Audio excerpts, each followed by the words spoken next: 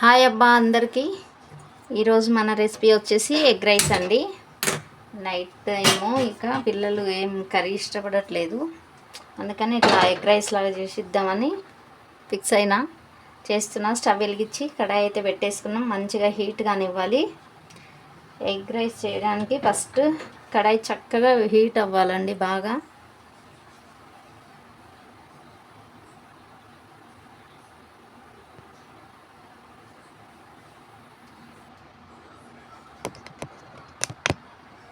చూడండి, ఇప్పుడు వేడైంది. కొంచెం ఆయిల్ వేసుకుందాము.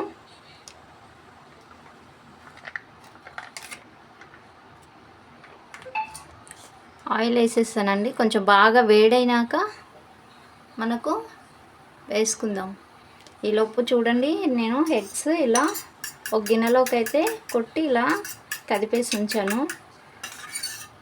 ఇలా చేసుకొని వేసుకోవాలి. డైరెక్ట్గా వేసుకుంటే ఆ నీలం అనేది కలవదు కదా, అందుకు ఇలా చేసుకోవాలి.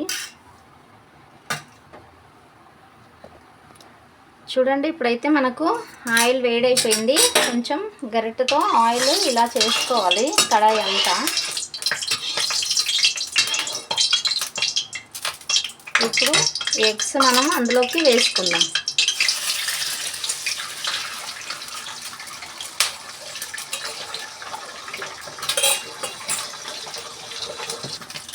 చూడండి, కొంచెం ఇలా వేడవ్వనిచ్చినాక ఇలా తిప్పుకోవాలండి. అప్పుడే కదిపేసామనుకో నుజ్జు నుజ్జుగా అయిపోతుంది. మనకు తినేప్పుడు ఆ పీసెస్ అనేవి రాకపోతే థ్రిల్ ఉండదు, ఇక మనం ఎగ్ రైస్ తిన్న ఫీలింగ్ ఉండదు.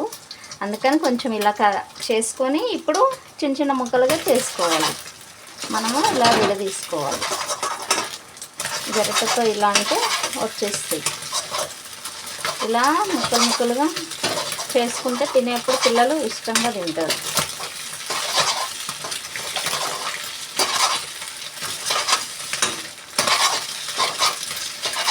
నేను ఒక ముగ్గురికి సరిపడా చేస్తున్నానండి. ఒక 3 ఎగ్స్ తీసుకున్నా, సరిపోతాయి.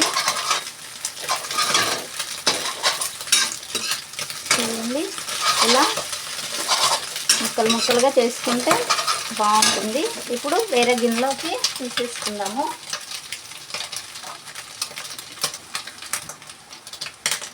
ఇప్పుడు ఇదంతా ఒక గిన్నెలోకి తీసేసుకోవాలి.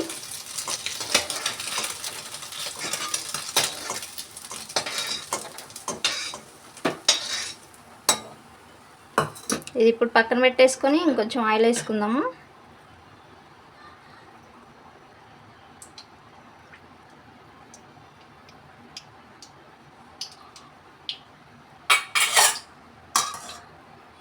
ఇది వేడైంది కదా, ఇప్పుడు దాంట్లోకి ఆనియన్, కరివేపాకు, క్యారెట్, సన్నగా తరుక్కున్న పచ్చిమిర్చి ఈ మొత్తం కూడా అందులోకి వేసేసుకుందాం.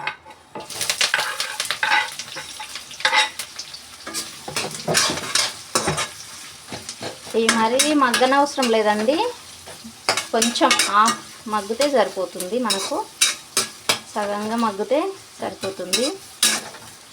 చూస్తున్నారు కదా, ఇలా కొంచెం పెద్ద మంట మీద చేసుకుందాము.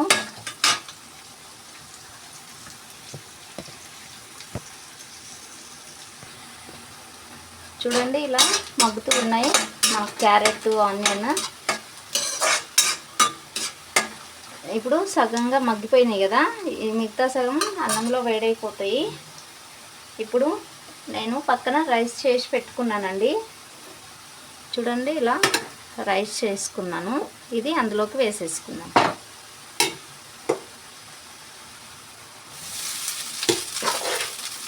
ఇది వేడన్నమేనండి, ఇప్పుడే చేసుకున్నా.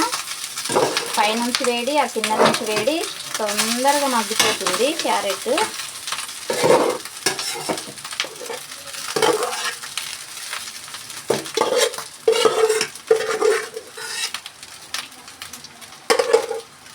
చూడండి, మొత్తం అంతా వేసేసాను రైస్. ఒకసారి కింద నుంచి పైకి కలిపేసుకున్నాం.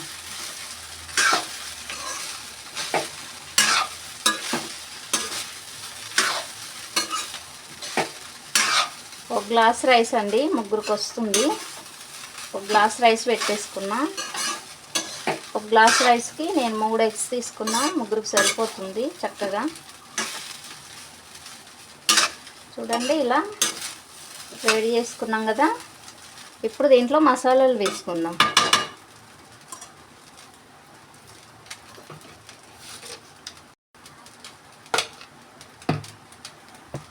నేను ఒక స్పూన్ అయితే సాల్ట్ వేసేసానండి, 1/2 టీ స్పూన్ కారం,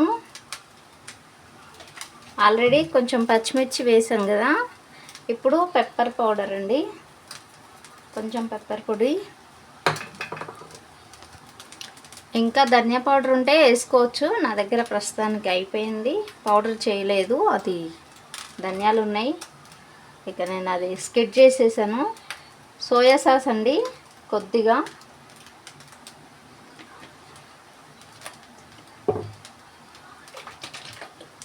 ఇప్పుడు చిల్లీ సాస్ కొద్దిగా సరిపోతుంది. ఇది వెనిగర్,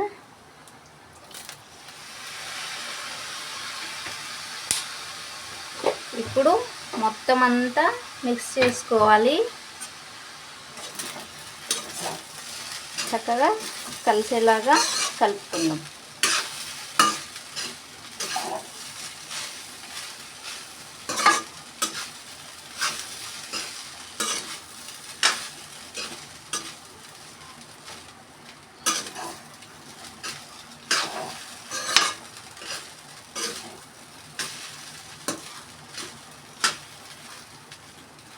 ఇప్పుడు మన ఎగ్స్ అయితే అందులోకి వేసేసుకుందాం.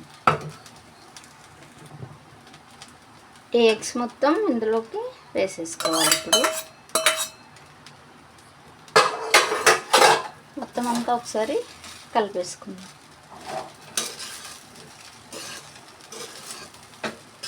కారం ఉప్పు కావాలంటే ఒకసారి టేస్ట్ చేసి వేసుకోవచ్చండి, మనకు సరిపడా. నేను పచ్చిమిర్చి మళ్ళీ పెప్పర్ పౌడర్ కూడా వేసాను కాబట్టి కొంచెం తక్కువ వేసాను. చూస్తున్నారు కదండి, మన రైస్ అయితే అయిపోయింది. ఎగ్ ఫ్రైడ్ రైస్ చాలా బాగుంటుంది. పైనుంచి ఉల్లికాడలు ఉన్న కొత్తిమీర ఉన్న చల్లేసుకోండి. నా దగ్గర ప్రస్తుతానికి లేదు కాబట్టి నేను వేయలేదు. ఇప్పుడు మా పిల్లలకి ఇచ్చేద్దాం.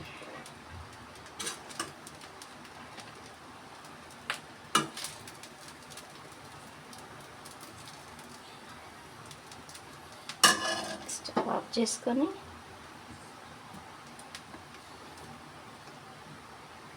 ఇలా ఇచ్చేస్తే వాళ్ళు చక్కగా తినేస్తారు. సూపర్ కదా. బాయ్.